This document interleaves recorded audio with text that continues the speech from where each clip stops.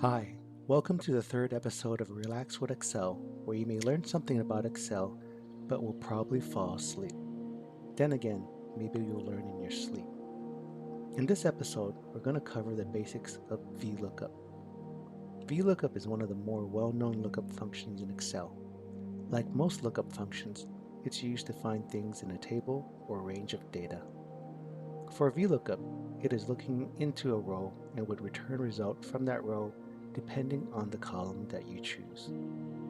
For example, if you have a two-column table with column 1 as the part number and column 2 as the price, you might want to use VLOOKUP function to execute a lookup that returns the price when you type in the part number in another cell.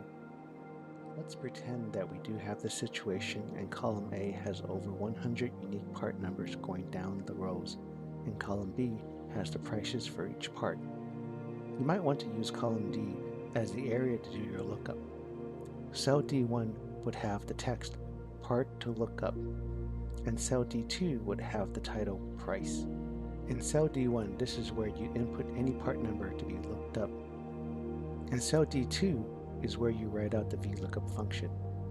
At its most basic, it would take 3 arguments or inputs: the value to look up, the range where it would find the data to be looked up, and the column number of that range where it would find the value to return.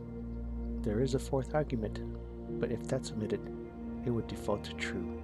If you had the part number 123 in row 500 and wanted to just type 123 in cell D1 of the lookup cell to get back a price, in the cell D2 you would write the lookup function. It would begin with an equal sign and then the VLOOKUP keyword, in open parentheses, D1, that is for the cell that you had inputted the number 123, or any other part number in the future. That was the first argument. Then type comma. The second argument is going to be the range of data where the lookup table is. You can select from A1 to B101 because that would have the range of data where the part number is in the first column and the price is in the second column.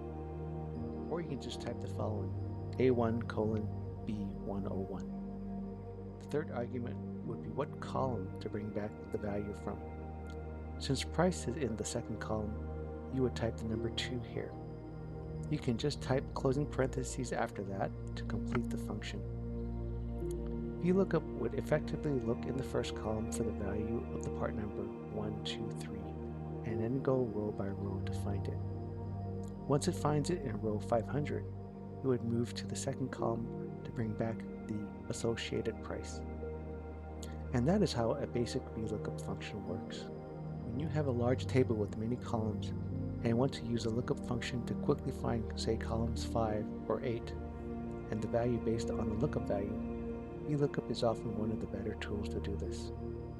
So that was a basic explanation of VLOOKUP and how to use it in Excel. If you're still awake, thanks for getting this far. If you're asleep, pleasant dreams.